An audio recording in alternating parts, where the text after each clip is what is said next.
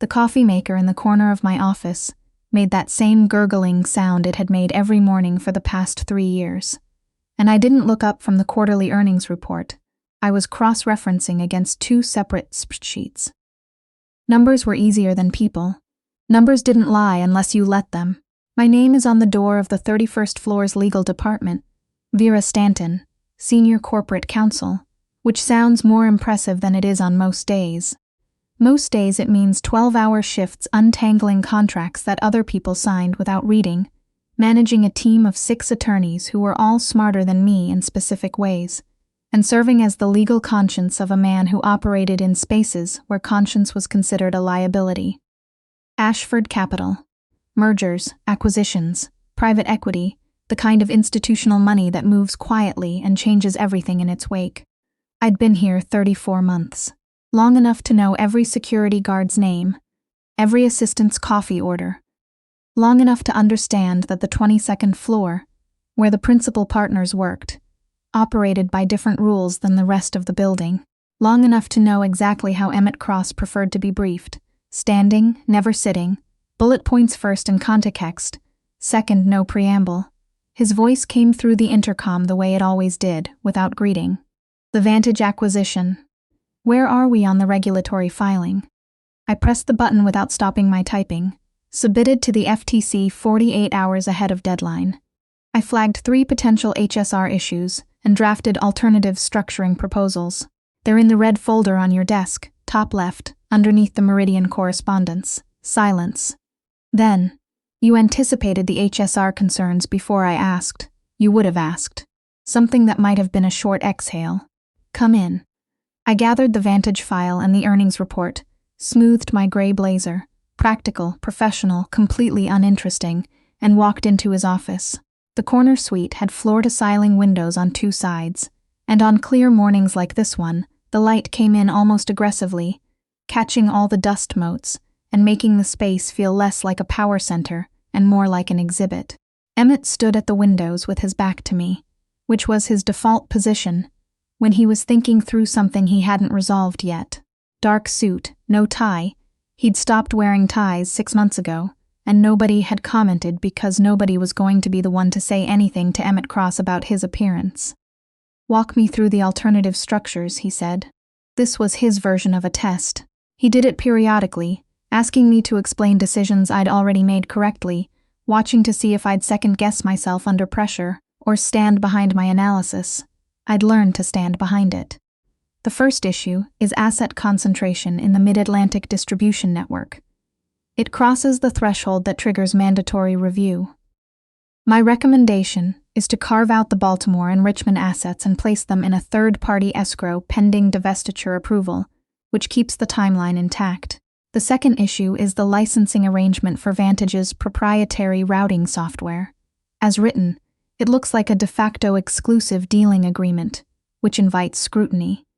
I've drafted revised language that frames it as a preferred vendor relationship with documented competitive alternatives. The third issue is the most interesting one.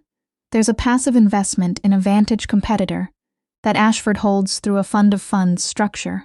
Most people wouldn't catch it.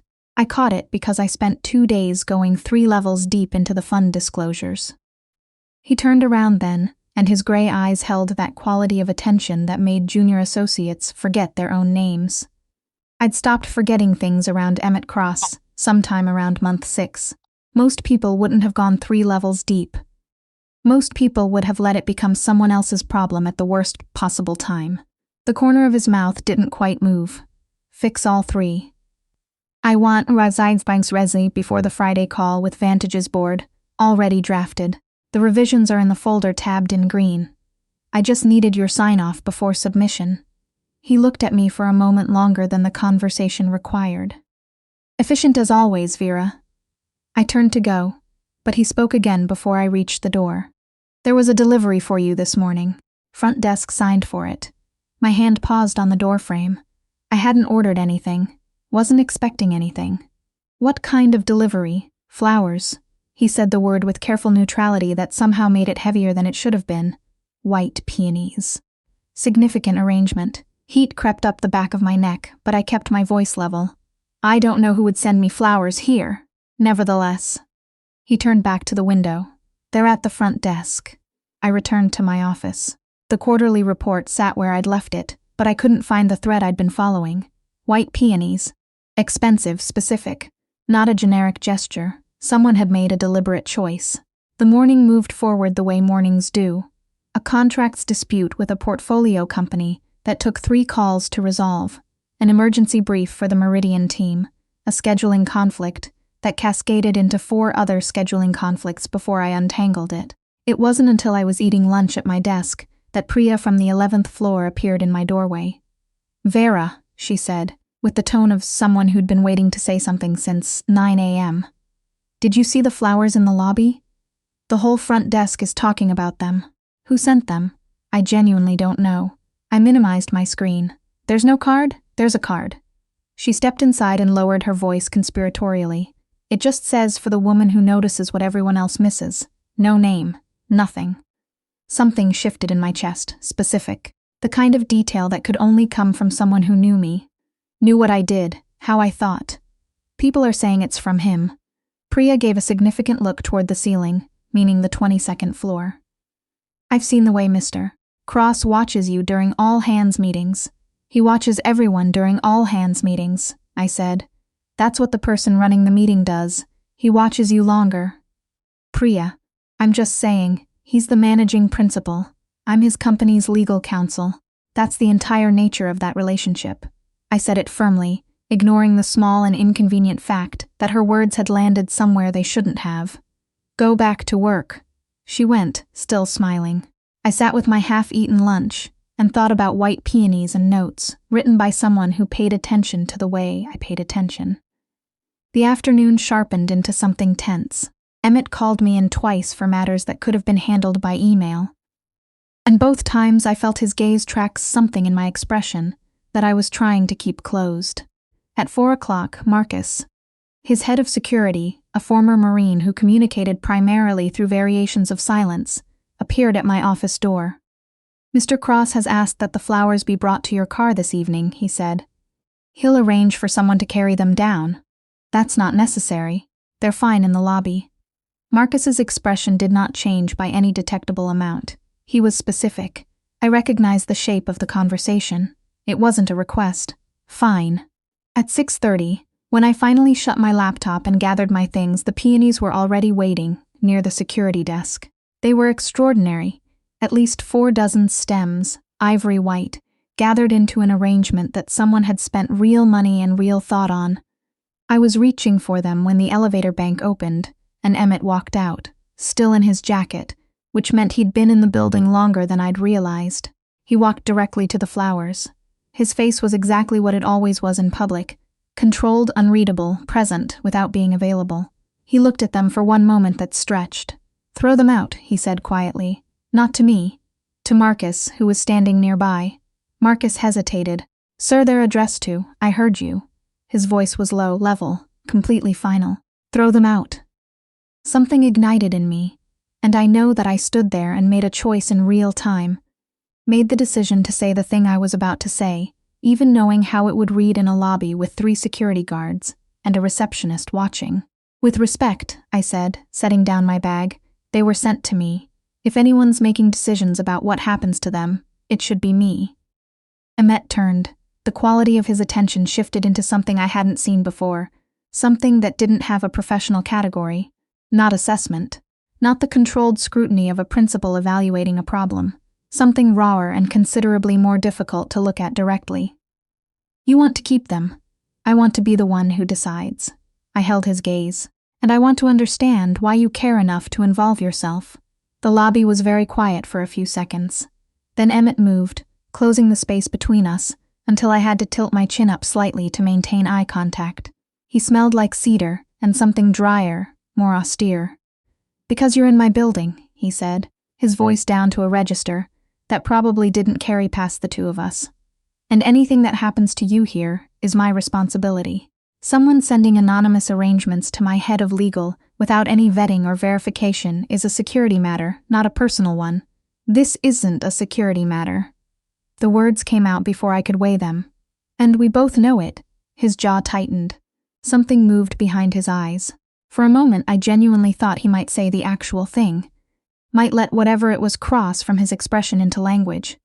Instead, he stepped back, the controlled mask sliding into place with the precision of someone who'd practiced it for years. Marcus.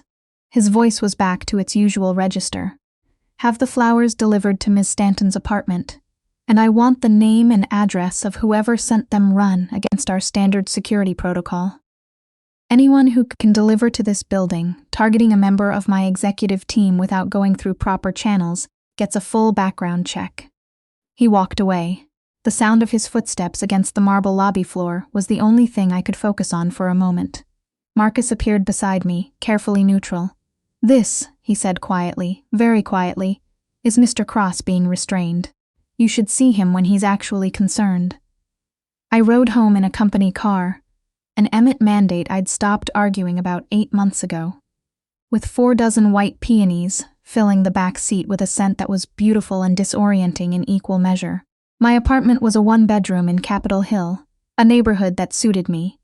Walkable, independent, nothing flashy. The peonies looked absurd on my kitchen counter, like something from a different life trying to make a point about mine.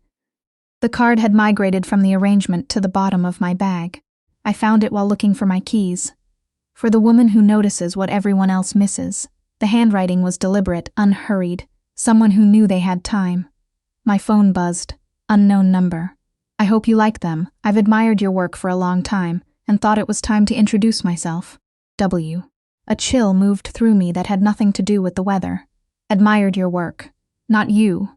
Your work. Specific, informed, someone who knew what I did well enough to compliment it, rather than complimenting me generically. A second text followed. I'd like to have dinner. Nothing complicated. I'll send the details. You won't regret it.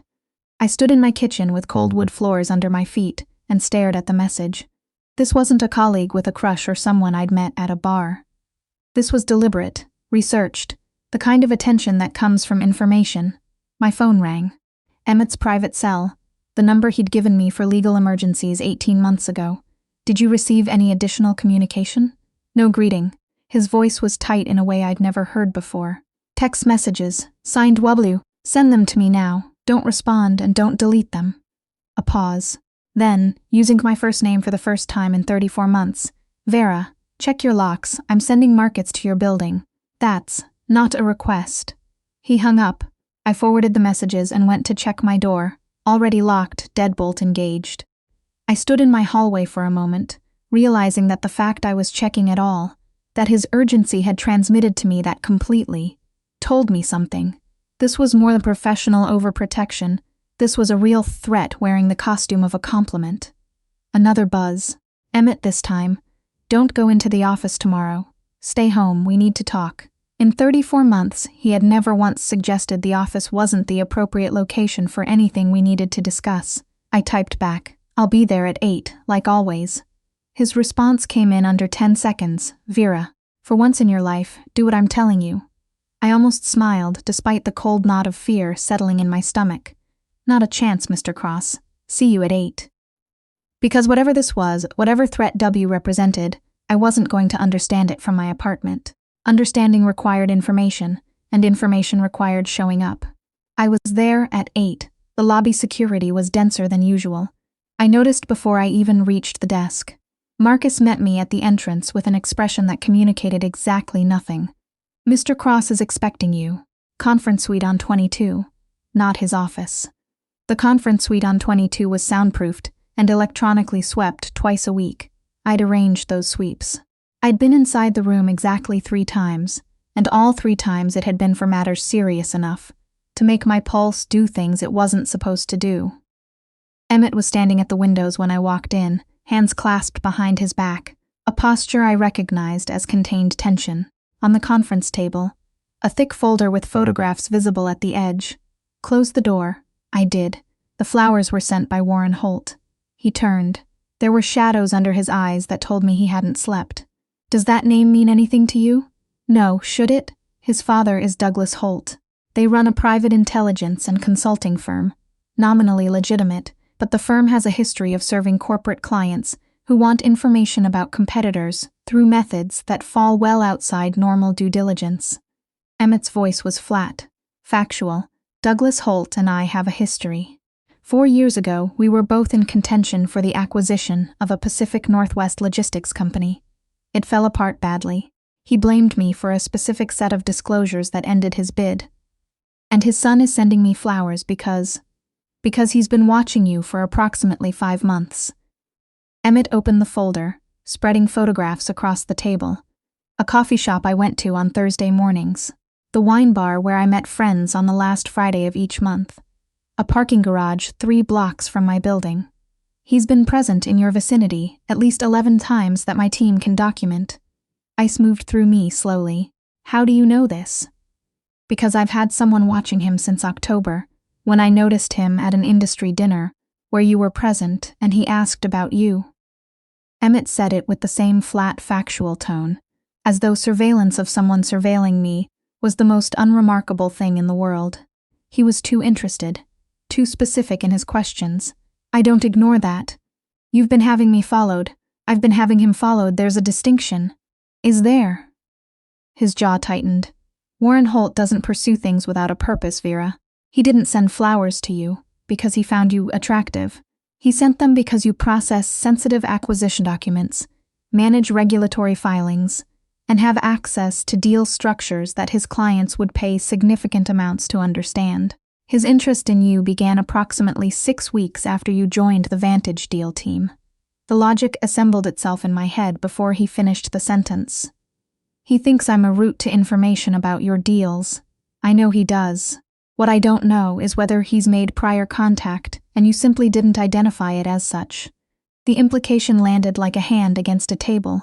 I haven't told him anything. I've never spoken to him. I didn't know his name until 90 seconds ago. Emmett studied me with that focused attention for long enough that I held his gaze and let him look, let him see whatever was underneath the professional surface. I believe you, he said finally. But he doesn't know that I know about him, which means his next move will be more direct. Then I tell him I'm not interested and document the contact. That's the expected response. It ends one avenue but doesn't close the threat. Emmett moved to the table, spreading the photographs more deliberately. Warren at the coffee shop, Warren at the parking garage, Warren outside a fundraiser I'd attended in November. What I'm proposing is different. I looked up. You respond to his dinner invitation. You meet with him. His voice was even. You let him believe you're open to what he's offering, while everything he says is documented. We gather enough to establish a clear pattern of attempted corporate espionage, and then we take it to the relevant authorities and to his existing clients, which will effectively end his firm's ability to operate. You want me to work as your intelligence asset.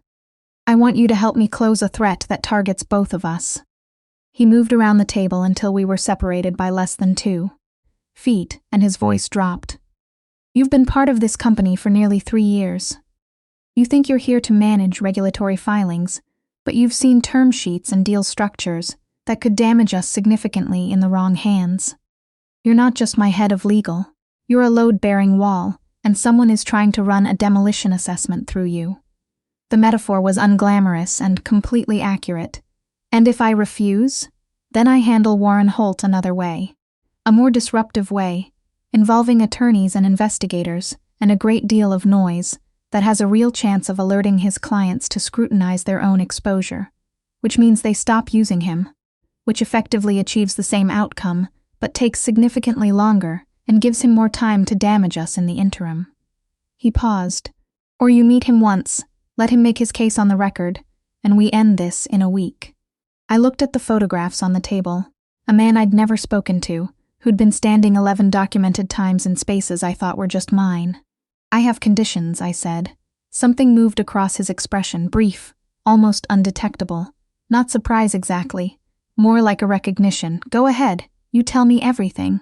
Not the legal need-to-know version. The actual version. If I'm walking into a conversation with a man who sees me as a resource to be harvested, I need to understand the complete context. Agreed. And after this is resolved, we have a real conversation about what's actually happening here. I held his gaze. Because I'm not going to keep pretending that the last 34 months have been straightforward professional collaboration and nothing else. The silence that followed was the most specific silence I'd ever sat inside. Agreed, he said again, quieter. The next 3 days were a crash course. Marcus walked me through what controlled communication with someone like Warren looked like. Emmett's outside counsel explained the specific legal thresholds that would make documented solicitation of proprietary information actionable, and Emmett himself, who I had never seen uncertain in any professional context, interrupted every session as I twice with additional scenarios, contingencies, alternative readings of the situation. On the third night, after everyone had gone, he found me in the conference suite going through photographs of Warren Holt. "You don't have to do this," he said from the doorway. "I can find a way to manage this that doesn't involve you at all. Your alternative management strategies all have collateral complications and longer timelines." I put down the photograph. "This is cleaner. Nothing about involving you is clean." He entered the room. "Vera, I'm asking you to have dinner with a man who has studied you as a potential operational asset. It's not something I'm comfortable with." "Why?" The question sat between us. "Because," he said, and then didn't finish the sentence immediately. He put his hands flat on the conference table and looked at the photographs for a moment. "Because I've spent 3 years building something significant in this company, and you are the person I would least want to see caught in the mechanism of it. That's a very professional answer. Yes." He met my eyes. "It is Emmett." The name felt different than Mr. Cross. I'd used it twice before, both times in emergency situations. "I've seen how you run this company. I've watched you negotiate 7-figure deals and make decisions that most people would need a committee for, and every single time, underneath all of it, there's a line you don't cross." I didn't understand it at first. I thought it was strategy. "But it's not, it's something else." He was very still. "You're not a good man in the conventional sense," I said. "You operate in spaces where conventional good doesn't really apply. But you have a code, and the code is real, and that matters more to me than the conventional version would." His jaw worked. "You don't know all of it. Then tell me after this is over." I stood. "I'm going to that dinner, not because you've asked me to, but because it's the right move, and I can see it clearly. Trust me to execute it." He looked at me for a long moment. Then he pulled out the chair across from me and sat down, which was something he almost never did in working sessions. He almost always stood. "Tell me your plan," he said. "All of it. We were there until 11. When I finally stood to leave, he walked me to the elevator, which he also almost never did, and when the doors opened, he said, without looking at me, "You drink your coffee too fast. You're going to burn the enamel off your teeth." I stopped. "You write in the margins of every contract you review. Not notes, actual commentary, like you're having an argument with the document." He still wasn't looking at me. "You've been wearing the same watch since your first day here. The clasp on the left side is slightly bent. You've never had it fixed because it holds fine, and you think fixing things that still work is wasteful." Now he looked at me. "You told me once, in the context of a client negotiation, that the most dangerous thing a person can be is underestimated. You said it about a counterparty, but I've thought about it probably 100 times since, because it describes you exactly." The elevator had been open for the entire speech. I stepped inside. "We should probably talk," I said. "After this is over, Yes," he agreed. "We should." The doors closed. Warren Holt texted 2 days later, exactly as Emmett had predicted. "Coffee, maybe? Or something more substantial if you prefer. I'd love the chance to properly introduce myself." Confident, unhurried, someone who was certain I'd been thinking about him. I ran it past Emmett. A private restaurant, entirely public, a place where Marcus could position staff at 2 entrances, and cameras could cover 3 angles without being detectable. Emmett's response was a single sentence: "I'll be there." The restaurant was in Georgetown, the kind of place with good lighting and tables, far enough apart for private conversation. Warren Holt was already seated when I arrived, and I understood immediately why this kind of thing worked. He was polished in a specific way that communicated harmlessness, open face, easy posture, the kind of appearance that said, "I'm not a threat, I'm an opportunity. Vera." He stood, offering his hand. "Thank you for coming. I wasn't sure you would." "I was curious," I said, sitting across from him. "Your approach was unconventional. I've found that conventional approaches don't tend to work on unconventional women." He smiled. It was a good smile. Well practiced. Tell me, how do you actually find working at Ashford? From the outside, it looks like a high-pressure environment. The opening, right there. First question of the dinner. It's demanding, I said carefully. The work is substantive. I learn something every week. Learning is valuable. He leaned forward slightly. But what about recognition? Compensation commensurate with contribution. I've looked at Ashford's public filings, and the legal function under your leadership has quietly resolved several situations that could have been extremely costly. I wonder sometimes if that kind of contribution is fully visible to the principals. There's the probe. He was establishing whether I felt unseen, whether there was a gap between what I'd contributed and how valued I felt. Classic priming for a recruitment pitch that was actually a harvesting operation. Mr. Cross is aware of my contributions, I said, which was true in more than one sense. Ashford compensates me appropriately. He echoed the word back the same way Emmett had once echoed mine. That's a neutral word. Not generously, not exceptionally, appropriately. Words mean what they mean. He laughed. Fair point. Let me be more direct then, because I think you'd respond better to directness than to extended social preamble. I raised my coffee cup. Generally, yes. I run a research and intelligence firm. Our clients are sophisticated institutional actors who need a deep understanding of specific market players before making significant decisions. Acquisitions, partnerships, competitive strategy. The kind of understanding that takes years to develop from the outside, but that someone embedded in the relevant environment would have naturally. He held my gaze. I believe you have a very precise understanding of how Ashford Capital operates, how Cross makes decisions, what the deal pipeline looks like. That understanding has significant value to several of my clients.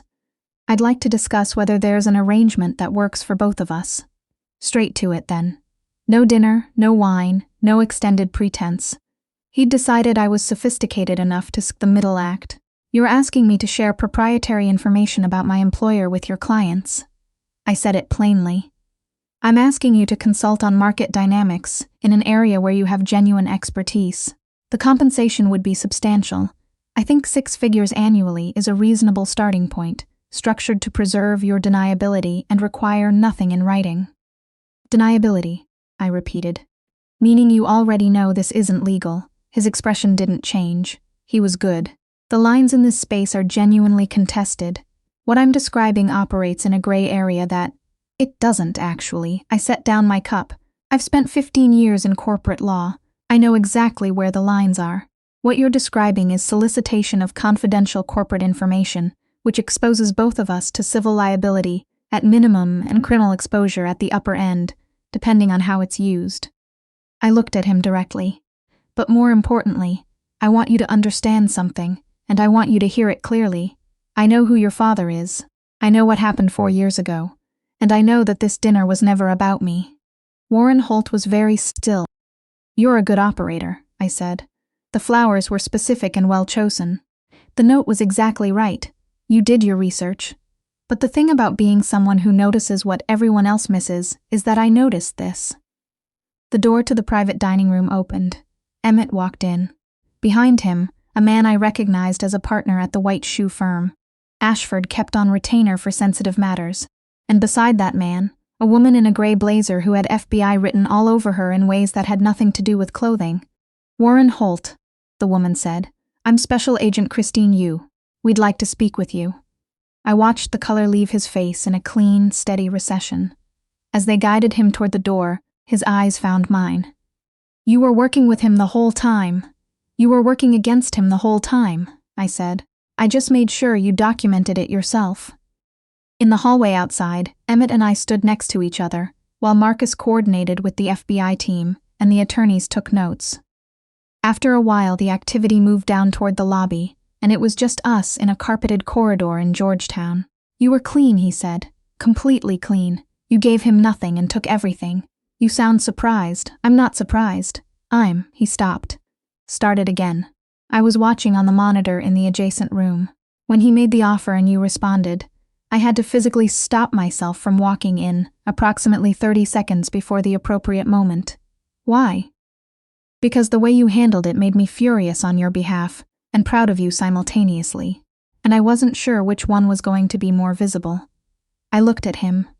In the fluorescent light of a Georgetown corridor, with the dinner behind us and the FBI in the lobby below, he looked exhausted and focused and more honest than I'd ever seen him. "You said we'd talk," I said.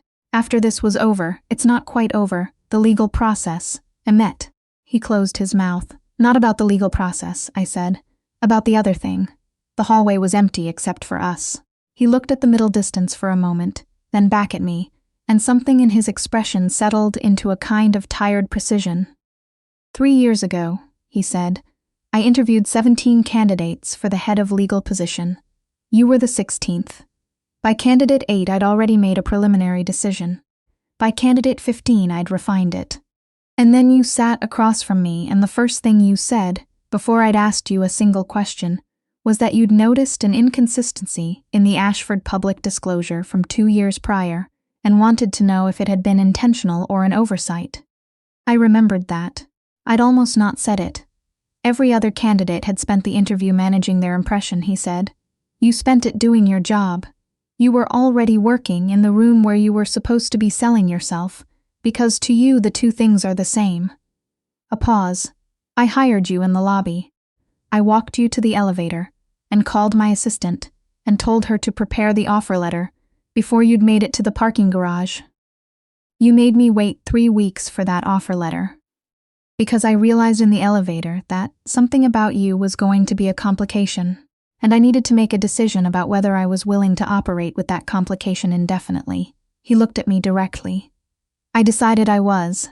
That's a very analytical way to describe whatever this is. I'm a very analytical person. Emmett. I took one step closer. What is it? Not analytically. A long pause. You make this place make sense, he said finally. Not the numbers, not the deals, the reason for it. The reason I kept building instead of just taking, kept trying to do it right instead of just doing it efficiently. You look at what I've constructed and you see what I was actually trying to build. His voice had dropped. That's not something I can replace by hiring someone else. It's not something I've ever had before. I reached forward and took his hand. He looked down at our hands, then back up at me. I'm not walking away from this company, I said, and I'm not walking away from you.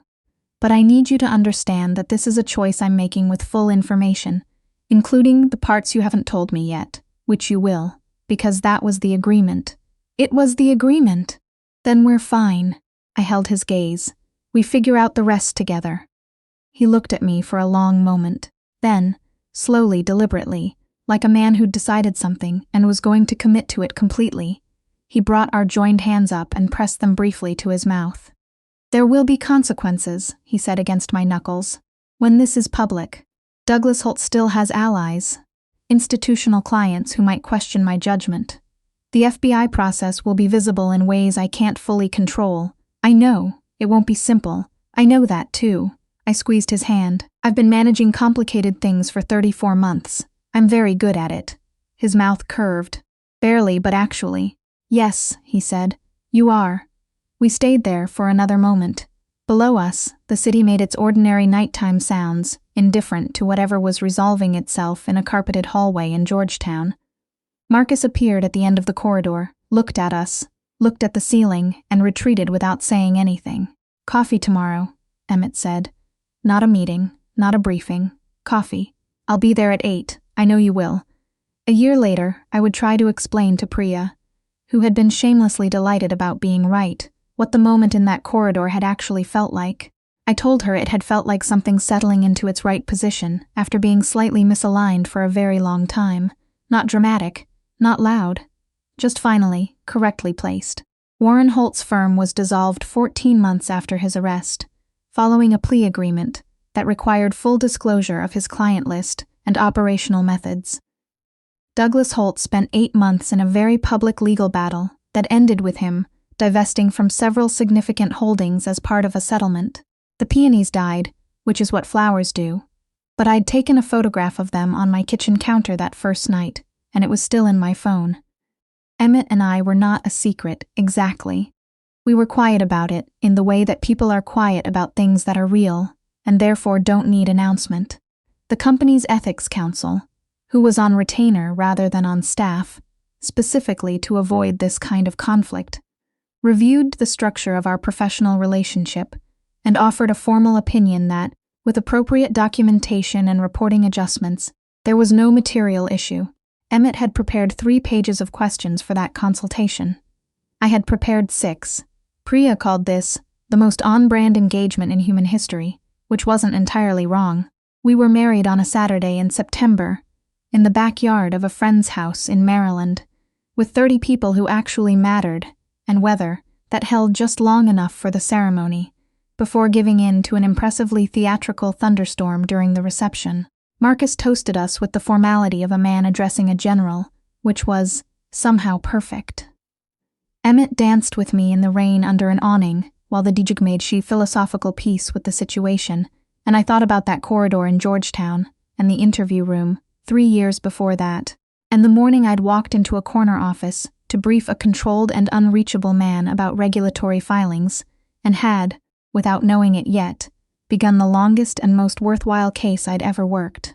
He pressed his mouth against my temple in the middle of the second song and said, very quietly, "You are the most important thing I have ever been right about." I didn't say anything back.